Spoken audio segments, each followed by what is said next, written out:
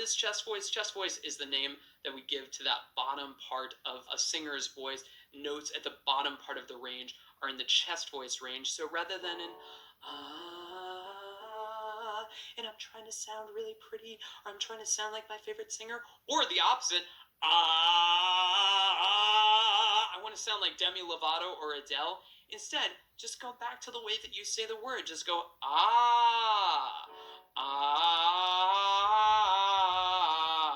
So all of a sudden, I started actually singing in my real chest voice, and that's actually my real voice. The second step in finding your true voice is to learn to sing with the top part of your voice, what we call the head voice. So, like for instance, actually being able to sing from the top part of your voice and down. And the reason that this is important is because a lot of singers, especially guys, will just get trapped in only singing in their chest voice. So that like, done, done, on to the next one, done, I'm done, and I'm on to the next. And I'm doing my best Dave Grohl impression. However, what if you actually learn to sing with more of your head voice? So for instance, you could sing that on wee, wee, wee, wee, wee, wee, wee, so that there's actually some tone to your actual voice there. So I'm not just doing my Dave Grohl impression, instead I'm doing done, done, on to the next one, done, I'm done, and I'm on to the next. That's actually my real voice. I'm not just done, done, where I'm just channeling my best Dave Grohl impression. And our third vocal element is actually learning to blend the chest voice and the head voice together and learning how to sing in a mixed voice. Now, the reason that you want to learn to sing in mixed voice in order to actually find your true voice is because most people are just going to imitate, again, their favorite artist. So you can think of that Elton John Rocket Man. And I'm gonna be high. That's exactly what Elton does. And he does that because it sounds so cool and so dramatic.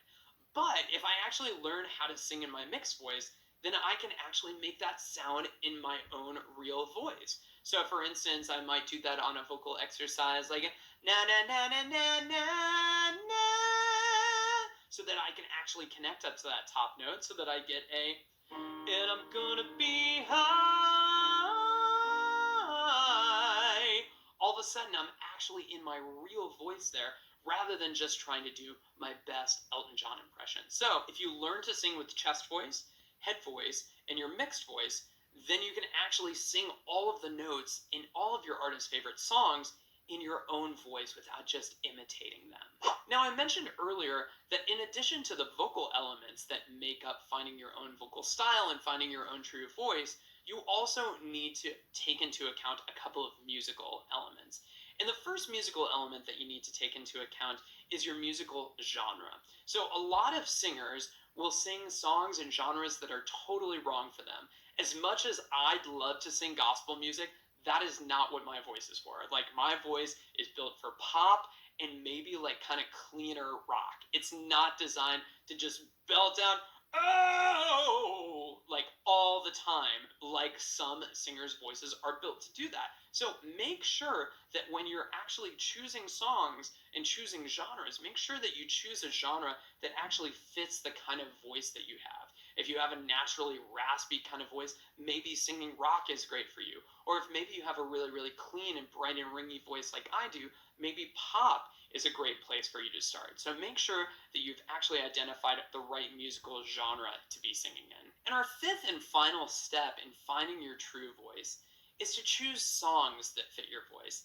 I cannot tell you how common it is that singers choose songs that are way outside of their range or way below their capability. So, a tenor that sings Johnny Cash is not going to sound right. Even if his voice sounds great singing country, if he's singing a song that's too low in his voice, it's just not going to sound right.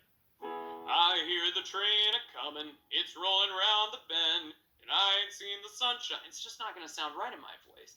However, if I find another country tune, just going along with that same example, that maybe sings a little bit higher, then all of a sudden my voice will open up and it will be so much better. So make sure that you also choose songs that fit the range of voice that you have. And you'll be amazed at how this really simple change will actually help you find your own true voice and your own voice within that music.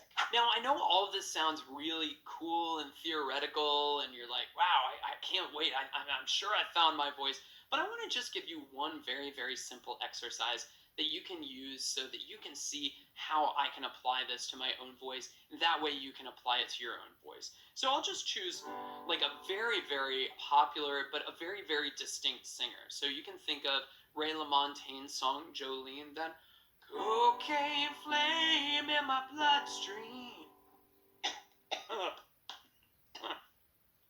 See, it hurts my voice just to mimic that sound. I can make that sound. However, it doesn't sound or feel natural in my own voice. Instead, I'll just bring it back to my speaking voice. Going back to the first step in finding your voice, I need to sing with a little bit more chest voice. So rather than cocaine, and it being that really, really raspy sound, instead it's just like cocaine flame in my bloodstream. Sold my coat when I hit Spokane.